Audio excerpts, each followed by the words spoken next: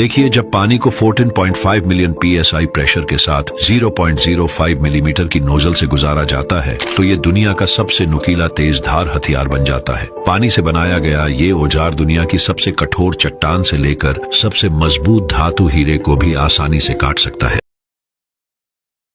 आपको देखने में ये एक सही क्यूब लग रहा होगा, लेकिन ये अलग अलग साइड से कटे हुए हैं। दरअसल ये हैं मेटमो क्यूब। ये इतने अच्छे तरीके से कटे हुए होते हैं कि इसे पहली बार देखने में हमारी आंखें भी धोखा खा जाएं। और असल में ये पूरी तरह से एयर टाइट होते हैं, यानी कि पीसेज को अंदर डालने पर वो पूरी तरह से फिट हो जाते हैं। देखिए, ऐसे क्यूब्स को वायर रेडियम तकनीक से बनाया जाता है। इस तकनीक में ये प्रेशर वाले पानी में एक वायर डालते हैं। ये वायर एक इंसान के बाल से 4 गुना पतला होता है। इतने पतले वायर और पानी के प्रेशर के चलते मेटल आसानी से कट जाता है और ऐसा क्यूब बनकर तैयार हो जाता है। आपने इंटरनेट पे ये वीडियो तो जरूर देखा होगा। अगर नहीं देखा तो एक बार देख लो। क्या वाकई में ये इन्फिनिट स्टेयर्स यानी कि कभी खत्म ना होने वाली सीढ़ियां पॉसिबल है? तो इसका जवाब है हाँ, लेकिन इस तरह से नहीं जैसा आप इस वीडियो में देख रहे हो। ये जो वायरल वीडियो है वो असल में एडिट किया हुआ है, लेकिन अगर हम इसके 3D मॉडल को देखें तो हमें इसके बारे में अच्छे से समझ में आएगा। जहाँ इस तरह से इन्फिनिट स्टेयर्स को बनाने के लिए एक तरफ ढलान जरूरी है, जैसा आप इस 3D मॉडल में देख सकते हो।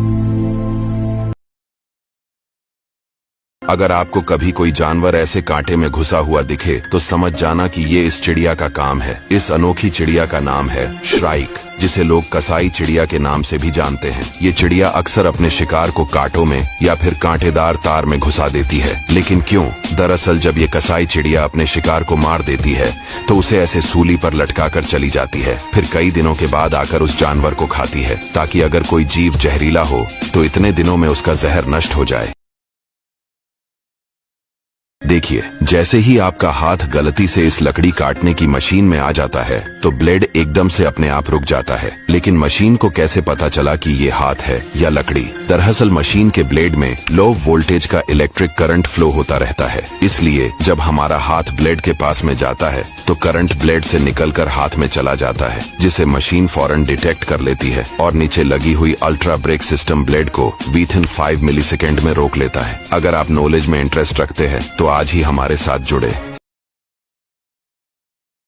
यह है टाइटैनिक सबमरीन। 18 जून को 5 लोग 2-2 करोड़ का टिकट खरीदकर इस सबमरीन में बैठकर डूबे हुए टाइटैनिक के मलबे को देखने के लिए जाते हैं, जो कि लगभग 4 किलोमीटर नीचे अटलांटिक ओशियन में पड़ा है। लेकिन समुद्र में जाने के करीब 2 घंटे बाद ही सबमरीन से कांटेक्ट टूट जाता है और फिर इसे ढूंढने के लिए सर्च ऑपरेशन चलाया जाता है। लेकिन 5 दिन के बाद 23 जून को खबर आती है कि लापता हुई सबमरीन गहरे पानी के प्रेशर की वजह से सिर्फ 20 मिलीसेकंड में ही कुछ इस तरह फट गई और सबमरीन के टुकड़े टाइटैनिक के मलबे से 1600 फीट दूर पड़े मिले और सबमरीन में बैठे 5 अरबपतियों की मौत हो गई। समुंदर, जिसके बारे में सोचकर ही डर लगता है। लेकिन अगर आपको भी लगता है कि समुंदर के गहराइयों में सिर्फ हीरे, मोती और सोना मौजूद है तो आप गलत सोचते हैं। समुंदर की सबसे गहरी जगह है मारियाना ट्रेंच, जो प्रशांत महासागर के अंदर एक विशाल 3000 मीटर में फैला हुआ एक गड्ढा है, जो लगभग 11 किलोमीटर गहरा है। यहाँ तक बिल्कुल भी सनलाइट नहीं पहुँच पाती है, इसलिए यहाँ एकदम अंधेरा है।